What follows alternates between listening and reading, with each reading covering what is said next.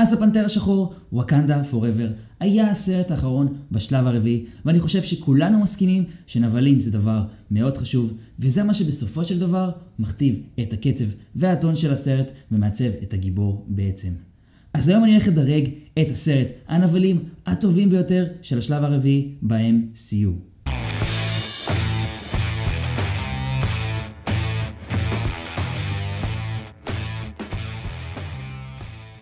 אני מדרג אותם על סמך האופי שלהם, התככים וכמה יהיו משכנע הם אוהבים לגיבורים שלנו. אז רגע לפני שנתחיל אתם יותר ממוזמנים להיכנס לדף של הערוץ שלי, להירשם ולהפעיל את הפעמון ולהיות חלק מהערוץ ומהתוכן שאני מעלה.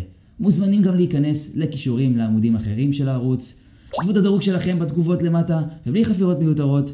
בואו נתחיל בדירוג. אז במקום העשירי, קינגפין שהופיע באוקיי. אני מודה שזו הייתה הפתעה מדהימה לגלות שאת קינגפין ב-MCU מגלם השחקן וינסנט ד'אונופריו, אותו השחקן ששיחק בסדרה של דרדביל בנטפליקס, ואם אנחנו מסתכלים על אותו קינגפין, אז בקלות הוא יוכל להגיע לטופ 5 או אפילו לשלושת הראשונים. אבל כאן לא קיבלנו ממנו יותר מדי. בחור מסתורי עם תככים מאחורי הקלעים, ורק בפרק האחרון של אוקיי הוא מופיע. ודווקא פה הציגו לנו אותו בצורה מדויקת יותר לקומיקס, עם הלבוש המטופש הזה שלו.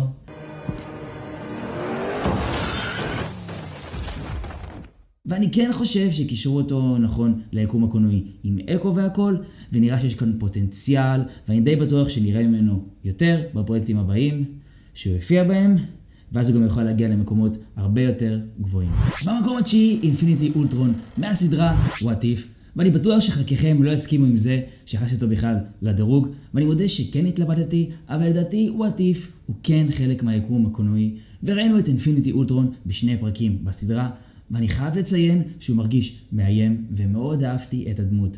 הייתי רוצה לראות גרסה שלו כזאת גם בלייב אקשן לדעתי, וזה יכול להוות תיקון הולם לגרסה שראינו ב-Age of Ultron.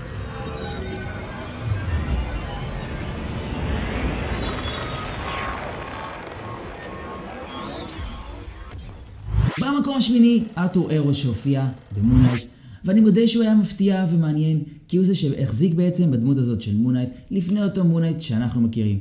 והוא מישהו שיש לו ידע גדול יותר במובן מסוים בתחום הזה של האלים המצריים, ולוקח אותו למקום אחר לגמרי ממה שהדמות הראשית שלנו עושה.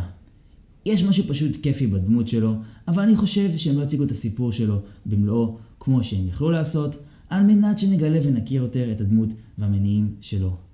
ומרגיש קצת שהוא הלך לאיבוד, אז אולי הוא לא סוג הנבל שהכי הייתם מקווים לראות, אבל יש כאן כמה רעיונות בקונפליקט הזה של האדם שהוא היה בעבר, וזה בעצם מה שגורם להתעניין בו. במקום השביעי, אגתה ארקנס מהסדרה WandaVision, עד בשלושת הפרקים הראשונים של הסדרה היא מהווה דמות צדדית, כיפית בסך הכל, אבל אחרי זה אנחנו מגלים שהיא סוג של דמות אופורטוניסטית, כלומר אדם מתאים את ההתנהגות שלו ודעתו לפי המצב הקיים, והיא לא זאת שאחראית לכל מה שוונדה עשתה. אבל היא ראתה שם כוח עצום והיא רעבה לכוח הזה, ולכן הולכת לנסות ולבדוק את זה. לדעתי יש משהו כיפי בסוג הדמות הזאת שמחפשת הזדמנויות להתנפל עליהם. עכשיו, אין לי מושג למה נותנים לה סדרה משלה. לדעתי היא לא דמות שיכולה לעשות סדרה שלמה על הגב שלה, אבל כתוספת למשהו גדול יותר אולי, זה יכול להיות מאוד נחמד. And I killed Sparky too. במקום השישי היא Who Remains שהופיע בסדרה לוקי. האב טיפוס שלנו לקנג, הנבל הגדול של המולטיברס סאגה הנוכחית. עכשיו, הוא עדיין לא קנג במלוא כוחו, אותו האיום הגדול שאנחנו הולכים לראות. הוא רק עוד אחד מאומני הבובות שעובדים מאחורי הקלעים, רק שבמקרה הזה הוא אומן בובות ששולט על כל ציר הזמן ועוצר את המולטיברס מלהתקיים. ואז הוא מגיע לנקודה שבה הוא בסדר עם זה, גמרתי עם זה, אתם יכולים לעשות מה שאתם רוצים, ומעבר לזה שהוא היה תעלומה, הוא ירגיש גדול ועוצמתי, שאנחנו זוכים לראות מי שולט על הכל מאחורי הקלעים. וזה מרגיש שזאת רק הכנה לאיזה איום גדול אפילו עוד יותר. אבל מעבר לזה שהוא היה גם מאוד כיפי, והשחקן ג'ונתן מג'ורס עשה עבודה פשוט מעולה. To me. Oh, grow up! Grow up, Sylvie! Murderer! Hypocrite! We're all villains here. והגענו לטופ 5, ואת המקום החמישי אני אתן לגור שוחט האלים מהסרט פור, אהבה ורעם. וזה דווקא אחד נורא מתסכל. כי יש כאן רעיון פנטסטי שבסרט טוב יותר הוא בקלות היה נכנס אצלי לשלושת הראשונים. וחייבים כאן לעשות הפרדה. אני חושב שקריסטיאן בייל שחקן פשוט אגדי, אבל אפילו זוכה האוסקר לא הצליח להציל את הדמות מהתסריט שנתנו לו. כלומר, הוא באמת ניסה וכל הופעה שלו הייתה מצמררת, אבל עם כתיבה טובה יותר, הוא יכל לקחת את הדמות הזאת למקומות הרבה יותר גבוהים. וזה לדעתי אחד הפיסוסים הגדולים שהיו בשלב הרביעי. אז גור מרגיש כעס עמוק כלפי האלים, במצב שבו הגיבור הראשי הוא אל בעצם, אז הדבר נשמע מטבעו מעניין לכולנו, ומציגים לנו את הבעיה התיאולוגית והפילוסופית של הרוע. But our faith in you never wavered, and now we await the promise of the eternal reward. He thinks there's an eternal reward! אז כמניע לדמות הזאת והחרב הזאת שמעניקה לו את היכולת להרוג אלים, נשמע מאוד אכזרי. כל זה לנייר מדהים, ובדקות הראשונות של הסרט אנחנו מקבלים את ההגדרה המדויקת לכל זה, וזה נורא מגניב, אך מנגד הסרט עצמו מצליח להחליש את כל הדרמה, כל הרעיונות הנהדרים וכל השאלות הפילוסופיות, ובמקום זה אנחנו מקבלים יותר מדי בדיחות. בנוסף הסרט רק שעתיים, ומכניסים 50 צרחות של עזים, אין לך מספיק זמן לחקור לגמרי את הנבל הפנטסטי הזה. אפילו שהסרט הזה עוסק בעניין האלים, ושיש לנו את גור שוחט האלים, ומראים לנו את כל המקומות שבהם הוא הרג אותם, לא מראים לנו באמת איך זה קרה. במקום זה קיבלנו את גור שחוטף ילדים. טוב, אולי זה חלק מהתככים שלו, דיברנו קודם לכן על התסריט. אז יש לנו רעיון נהדר, שחקן נהדר, אבל הביצוע מאכזב.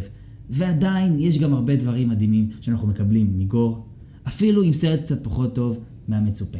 במקום הרביעי, הגרין גובלין מספיידרמן No Way Home. וכאן נתייחס לסרט הזה בלבד, בלי לשאוב את כל סיפורי הרקע שלו מהמקור שהוא מגיע ממנו, ספיידרמן של טובי מגווייר הראשון. אבל מה שכיף בסיפור של הדמות הזאת, שיש לך אדם שערך ניסויים על עצמו וזה הוציא אותו מדעתו. נורמן מנסה לעשות את מה שנכון, והוא מפוחד והולך לבקש עזרה על מנת להבין לאן הלך הבן שלו. אבל הגובלין הירוק נמצא שם, משתלט עליו ומנצל את כל מה שקורה. והגובלין הוא פרסונה כל כך כיפית, והשחקן האדיר וויליאם דפו מצליח לגבור על כל האחרים.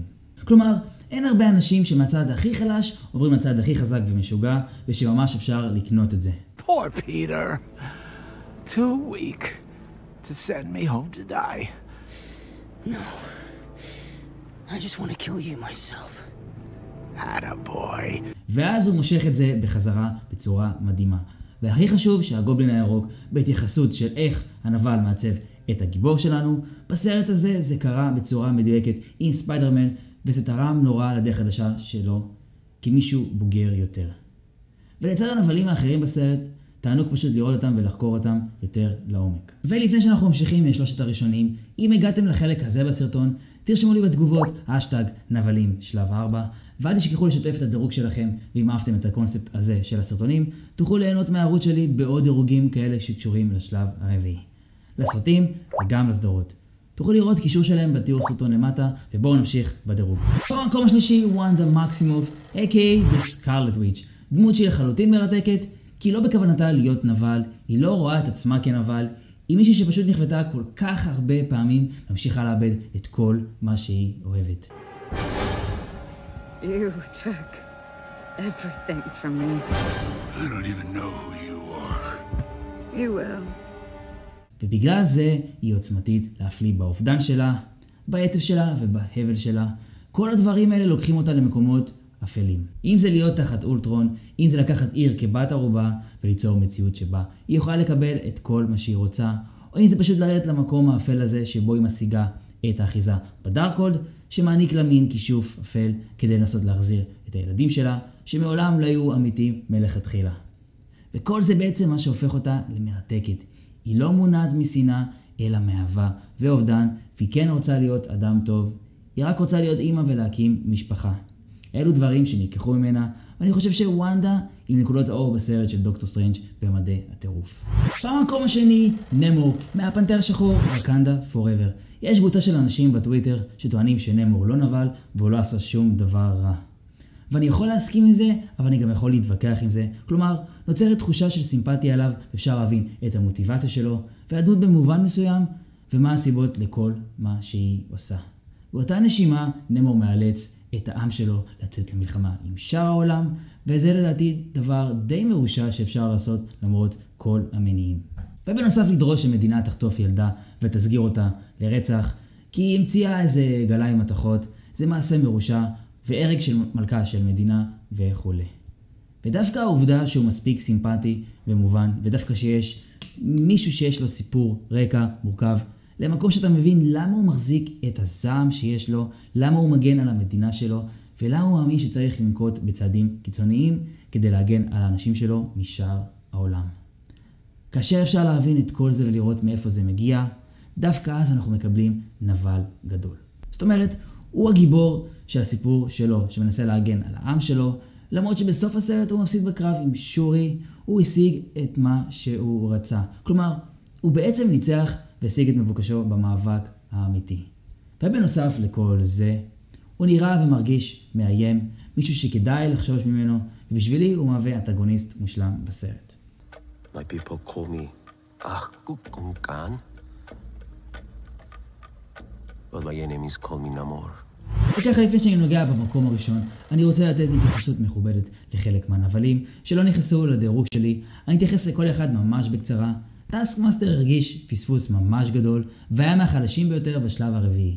בפלקון וחייל החורף היה לנו את מרסקי הדגלים עם קרלי, וכל הסיפור שם לא היה כל כך מובן, והם לא הרגישו כל כך מאיימים. לוקי כמובן, אחד מהנבלים הגדולים בכל ה-MCU, אבל אחרי סוף המשחק קיבלנו לוקי אחר שיוצא לדרך חדשה, ונבל הוא כבר לא. ספיידרמן אין דרך הביתה, חוץ מהגובלין הירוק שבאמת גנב את ההצגה, וכל שאר הנבלים שהיו שם היו קצת פחות טובים, ודוקטור אוקטופוס בספיידרמן 2 של טובי מגווייר, אחד מהנבלים הגדולים שנראו בטלוויזיה, אבל בסרט הזה הוא לא היה כל כך נבל, ולכן הוא לא נכנס לרשימה. אז במקום הראשון ראינו המנדריאן האמיתי משאנג צ'י. מה שאני אוהב בדמות הזאת הוא שיש לו כל כך הרבה רבדים. הוא היה הכובש המרושע הזה במשך מאות שנים, והוא מוצא אהבה והוא רוצה להשאיר הכל מאחור. אבל יש לכך השלכות קשות. אתה יוצא לעצמך הרבה אויבים והוא מנסה להירגע, וכל ההשלכות האלה מובילות לסיפור הראשי שלנו. כמו וונדה הוא מונע מאהבה, והוא לא מצליח להיות אבא שהוא רוצה להיות. אבל רגשות אנושיים ונורמטיביים של תחושת האובדן הזאת שמנסים להחסיר אותה, מובילים אותו בדרך אפלה, כי הוא לא מצליח לראות את האמת מולו. הוא מסונבר משנאה ומאהבה, וכל הרבדים האלה הם מה שהופכים אותו למורכב ומעניין. וכשהוא נאבק בילד שלו, מי שכן יכול לראות את האמת והוא לא יכול, כל זה גורם לו להיות נבל ממש משכנע, שלא להוביל לדברים איומים. הוא מהווה איום אמין, ויחד עם זאת מהווה סיכון אישי ביותר. וזהו, זה הכל היום וזה הדירוג שלי. אם נהנתם ואהבתם את הסרטון, אל תשכחו לפרגן בלייק, להירשם לערוץ ולהפעיל את הפעמון. אל תשכחו גם להשאיר תגובה. מעניין אותי גם מה אתם חושבים ומה הדירוג שלכם. ומוזמנים לצפות בפלייליסט המכובד שלי ושל מארוול בערוץ, והביקורת שלי לפנתר השחור וואקנדה פוראבר. תוכלו לראות גם סרטון טירליסט שלי לסרטים בשלב הרביעי. יש קישור לכל אלה בתיאור סרטון למטה. אז עד כאן Geek for You. תודה רבה שצפיתם. ניפגש בסרטון הבא, ועד אז, יאללה ביי.